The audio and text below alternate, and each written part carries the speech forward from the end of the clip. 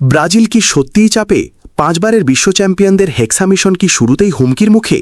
মরক্কোর বিপক্ষে প্রত্যাশিত জয় না পাওয়ার পর এখন পুরো ফুটবল বিশ্বের নজর ব্রাজিলের দিকে, কারণ সামনে অপেক্ষা করছে হাইতির বিপক্ষে একটি অত্যন্ত গুরুত্বপূর্ণ ম্যাচ।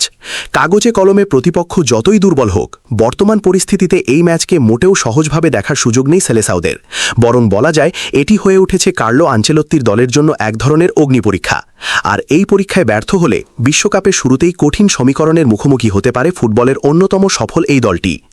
মরক্কোর বিপক্ষে হতাশাজনক ড্রয়ের পর সি গ্রুপের চিত্র অনেকটাই বদলে গেছে। ফিফা র্যাঙ্কিংয়ে 7 নম্বরে থাকা মরক্কোর সঙ্গে পয়েন্ট ভাগাভাগি করে মাঠ ছাড়তে হয়েছে ব্রাজিলকে। ফলে এখন গ্রুপ পর্বে নিজেদের অবস্থান শক্তিশালী করতে হাইতির বিপক্ষে জয়ের বিকল্প নেই।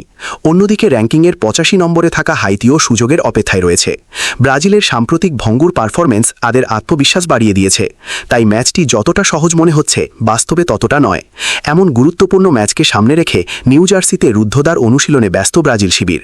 দলের কোচ কার্লো আনচেলত্তি তার কৌশল নিয়ে যথারীতি নীরব থাকলেও অনুশীলনের দৃশ্য থেকে স্পষ্ট ইঙ্গিত পাওয়া যাচ্ছে যে তিনি বড় কিছু পরিবর্তনের পরিকল্পনা করছেন। বিশেষ করে হাইতির রক্ষণভাগে চাপ সৃষ্টি করতে ব্রাজিল ফিরে যেতে পারে তাদের ঐতিহ্যবাহী এবং অত্যন্ত আক্রমণাত্মক 4-2-4 ফরমেশনে। ইতিহাসের বহু গুরুত্বপূর্ণ ম্যাচে এই ফরমেশন ব্রাজিলকে সাফল্য এনে দিয়েছে। এবারও হয়তো সেই পুরনো অস্ত্রেই ভরসা রাখছেন ইতালিয়ান এই কোচ। রক্ষণভাগে আসতে পারে বেশ কিছু পরিবর্তন। মরক্কো ম্যাচে ডিফেন্সে যে দুর্বলতা চোখে পড়েছে তা দূর করতেই নতুন পরিকল্পনা সাজাচ্ছেন আনচেলত্তি। ইবানেজের পরিবর্তে অভিজ্ঞ ডানিলোকে রাইট ব্যাকে দেখা যেতে পারে। আন্তর্জাতিক ফুটবলে দীর্ঘ অভিজ্ঞতা এবং চাপ সামলানোর ক্ষমতার কারণে গুরুত্বপূর্ণ ম্যাচে তার ওপর ভরসা রাখতে পারেন কোচ। অন্যদিকে দলের অন্যতম গুরুত্বপূর্ণ ডিফেন্ডার গ্যাব্রিয়েল মাঘালেহেস এখনও পুরোপুরি ফিট নন। বাম উরুর চোট নিয়ে তিনি চিকিৎসকদের পর্যবেক্ষণে রয়েছেন। অনুশীলনে তার বিকল্প হিসেবে লিও পেরেইরাকে পরীক্ষা করা হয়েছে। তবে শেষ মুহূর্ত পর্যন্ত গ্যাব্রিয়েলের জন্য অপেক্ষা করতে চান আনচেলত্তি, কারণ বড় ম্যাচে তার উপস্থিতি ব্রাজিলের রক্ষণকে অনেক বেশি আত্মবিশ্বাসী করে তোলে। মাঝমাঠেও পরিবর্তনের আভাস মিলেছে। মরক্কোর বিপক্ষে হলুদ কার্ড দেখার পর প্রথমার্ধের শেষে আর মাঠে নামানো হয়নি কাসেমিরোকে। তবে হাইতির বিপক্ষে শুরু থেকেই তাকে দেখা যাবে বলে ধারণা করা হচ্ছে। অভিজ্ঞ এই মিডফিল্ডারকে ছাড়া ব্রাজিলের মাঝমাঠ অনেকটাই ভারসাম্যহীন হয়ে পড়ে। তবে কাসেমিরোর পাশে কে খেলবেন তা নিয়ে এখনও চলছে পরীক্ষা নিরীক্ষা। সর্বশেষ অনুশীলনে ব্রুনো গিমারেসের সঙ্গে ফ্যাবিনিওকে খেলিয়ে নতুন এক জুটি তৈরির চেষ্টা করেছেন কোচ। এতে বোঝা যাচ্ছে মাঝমাঠে আরও শক্তি ও স্থিতিশীলতা আনতে চাইছেন তিনি। তবে সবচেয়ে বড় চমক আসতে পারে আক্রমণ হবে। বিভিন্ন সূত্রের খবর, লুকাস পাকেতার জায়গায় শেষ মুহূর্তে সুযোগ পেতে পারেন লুইস হেনরিক। যদি এমনটা হয় তাহলে সেটি হবে ব্রাজিল একাদশের অন্যতম আলোচিত পরিবর্তন।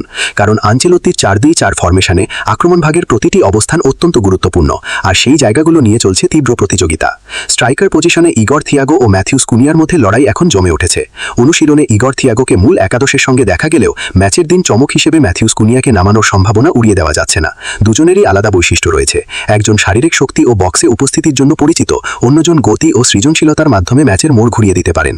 ফলে শেষ মুহূর্ত পর্যন্ত এই সিদ্ধান্ত গোপন রাখতে পারেন আনচেলত্তি। এদিকে ব্রাজিল সমর্থকদের জন্য কিছুটা উদ্বেগের কারণ হয়ে দাঁড়িয়েছে রাফিনিয়ার শারীরিক অবস্থা। মরক্কো ম্যাচের পর তার পায়ে ফোসকা পড়েছে বলে জানা গেছে। ফলে অনুশীলনেও পুরো শক্তি দিয়ে অংশ নেননি বার্সেলোনার এই তারকা উইঙ্গার। তাকে বিশ্রাম দেওয়ার পরিকল্পনাও বিবেচনায় রয়েছে। বিকল্প হিসেবে প্রস্তুত রাখা হয়েছে আর্সেনালের গ্যাব্রিয়েল মার্টিনেল্লিকে। তবে ম্যাচের গুরুত্ব বিবেচনায় শেষ পর্যন্ত রাফিনিয়াকে শুরুর একাদশে দেখা যাওয়ার সম্ভাবনা বেশি, কারণ বড় ম্যাচে তার গতি, ড্রিবলিং এবং গোল তৈরির দক্ষতা ব্রাজিলের জন্য বড় সম্পদ। আর এই মুহূর্তে ব্রাজিল শিবিরের সবচেয়ে বড় ইতিবাচক খবরের নাম নেইমার জুনিয়র। দীর্ঘ প্রায় 3 বছরের ইনজুরি দুর্ভোগ এবং আন্তর্জাতিক বিরতির পর অবশেষে আবারও বল পায়ে অনুশীলনে ফিরেছেন এই সুপারস্টার। অনুশীলন মাঠে সাংবাদিকদের দিকে তাকিয়ে তার স্বভাবসুলভ হাসি আর মজার ছলে "আমাকে মিস করেছো" বলে চিৎকার করা মুহূর্তটি ইতোমধ্যেই সামাজিক মাধ্যমে ভাইরাল হয়েছে। শুধু সমর্থকরাই নন, সতীর্থদের মনোবল বাড়াতেও তার উপস্থিতি গুরুত্বপূর্ণ ভূমিকা রাখছে। যদিও মেডিকেল টিম এখনই তাকে নিয়ে কোনো ঝুঁকি নিতে রাজি নয়, ধীরে ধীরে ম্যাচ ফিটনেসে ফিরিয়ে আনার পরিকল্পনা রয়েছে তাদের। সব মিলিয়ে হাইতির বিপক্ষে ম্যাচটি শুধু 3 পয়েন্টের লড়াই নয়, বরং ব্রাজিলের আত্মবিশ্বাস পুনরুদ্ধারেরও বড় মঞ্চ। মরক্কোর বিপক্ষে হোঁচট খাওয়ার পর অনেক ফুটবল বিশ্লেষকই হেক্সা মিশন নিয়ে প্রশ্ন তুলতে শুরু করেছেন। কিন্তু ফুটবল ইতিহাস বারবার প্রমাণ করেছে ব্রাজিলকে কখনোই খুব দ্রুত বাতিল করে দেওয়া যায় না। আর যদি কার্লো আনচেলত্তির নতুন কৌশল মাঠে সফল হয়, তাহলে হাইতির বিপক্ষের এই ম্যাচ থেকেই শুরু হতে পারে সেলেসাওদের রাজকীয় প্রত্যাবর্তনের গল্প। এখন দেখার বিষয়, সমালোচনার জবাব মাঠে দিতে পারে কিনা 5 বারের বিশ্ব চ্যাম্পিয়নরা, নাকি আবারও অপেক্ষা করছে নতুন কোনো চমক।